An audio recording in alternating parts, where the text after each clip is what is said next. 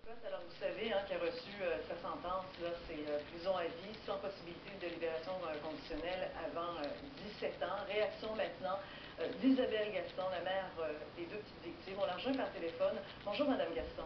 Bonjour. Madame Gaston, dans quel état d'esprit vous avez entendu l'annonce de cette sentence aujourd'hui?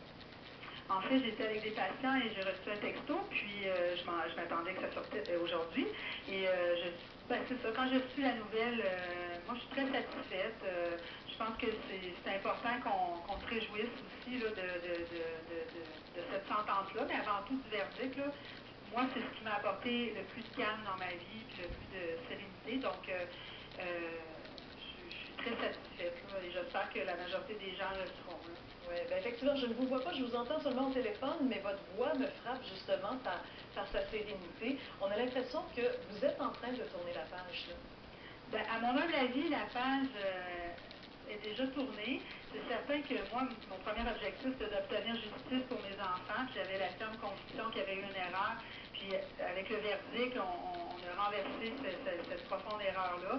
Et avec cette sentence-là, ben, je me dis que ce soit plus long, je ne pense pas que ça aurait apporté grand-chose, puisqu'il y a des devoirs à faire, il va y avoir sûrement des objectifs à rencontrer avec les services correctionnels, puis pour être admissible. Donc pour moi, c'est la balle maintenant, sa vie lui appartient, il a choisi de faire ces actions-là, puis la conséquence, ben, je pense qu'elle est méritée. Donc, ceci étant dit, le reste, ça ne me redonnera pas mes enfants, mais ça me donne une vie plus douce pour moi en ce moment, c'est-à-dire de me tourner vraiment sur le deuil de mes enfants à 100%. Vous avez eu l'occasion de vous exprimer devant le juge à la toute fin. Le juge, d'ailleurs, en a tenu compte de vos mots, de votre façon, de votre grande dignité pendant que vous avez livré vos mots. Quel impact ça a eu pour vous, justement, de pouvoir vous exprimer comme ça? Il y avait une anxiété préalablement à ça, mais je pense que c'est important de dire à l'agresseur qui nous a blessés, qui nous a enlevé ce qu'on avait, les projets qu'on a, puis tout le mal qu'il nous a fait. Donc pour moi, c'était libérateur de lui dire aussi, malgré tout ça, aujourd'hui, je choisis d'être debout, d'avancer, puis de garder la tête haute, puis de choisir, parce que vous savez, il y a plein de gens qui vivent des épreuves, puis moi, je me considère chanceuse de ne pas être restée dans la colère. C'est un trait de personnalité que je remercie la vie de m'avoir donné, d'être résilient. Mais c'est aussi un travail à tous les jours de regarder ce qu'on a de beau, ce qu'on reçoit de bien, ce qu'on reçoit de merveilleux. Donc, c'est comme ça que je veux vivre le restant de ma vie. Puis, je pense qu'il y aura toujours des petites épreuves au quotidien, mais cette grosse épreuve-là va faire partie de moi, mais j'ai choisi qu'elle ne détruirait pas le restant de ce qui me restait.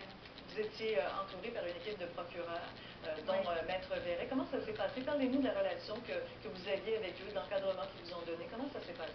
Ils ont été géniaux. Parce que vous savez, au début, là, j'étais un peu frustrée à l'égard du système judiciaire et je n'y croyais tout simplement pas. Puis longtemps, je ne dis pas que j'ai caressé peut-être même l'idée de ne pas aller témoigner. Maître Verret était extraordinaire, Maître Albanese aussi, en me laissant toujours la porte en disant on peut s'arranger sans toi si c'est trop difficile.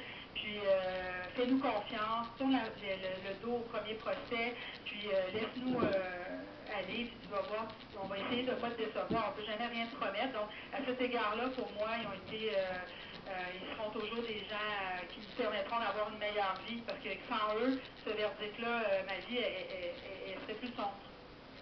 Le fait maintenant qu'il y ait une demande d'appel, comment vous vivez ça? Je m'en attendais, il y a toujours une petite, comme je dis, une petite poussée, mais je choisis de vivre ça au jour le jour. Je me dis que le juge Vincent étant dans un deuxième procès a dû être plus que prudent. Il n'y a pas eu d'opposition, semble-t-il, de ce qu'on me dit durant la lecture des directives. Puis, ce sera à voir. Mais vous savez, on est une société de droit, puis des fois, des petites technicalités peuvent amener un troisième procès. Mais j'aime mieux pas aller vers ça, parce que sinon, c'est de prendre une énergie qui est dépenser une énergie pour quelque chose que c'est des spéculations. Là. Donc, attendons, puis souhaitons que ce ne soit pas le cas. L'année est toute jeune, on est en 2016 maintenant. Qu'est-ce qu'on peut vous souhaiter pour cette année, Mme Gaston? La santé, les projets que je caresse depuis très longtemps, puis dans lesquels je me suis investie, qui se réalisent. Mais je pense qu'avant tout, être résilient, c'est pas se résigner à rien faire, mais c'est d'accepter un peu ce que la vie. Moi, je ne ferais pas ce qu'elle nous envoie, mais de tout faire ce qu'on veut, mais après, j'accepte un peu Mais c'est ça, de pouvoir caresser, c'est sûr, l'adoption ou qu'un enfant vienne dans ma famille, mais encore là, j'ai choisi de ne plus me poser dans le tête avec tous ces projets-là. On laissons venir comme ça viendra, mais la santé, je pense qu'on peut souhaiter ça à tout le monde, puis le bonheur d'être avec les miens. Madame Gaston, merci beaucoup pour cette entrevue. Merci, bonne journée, au revoir. À vous.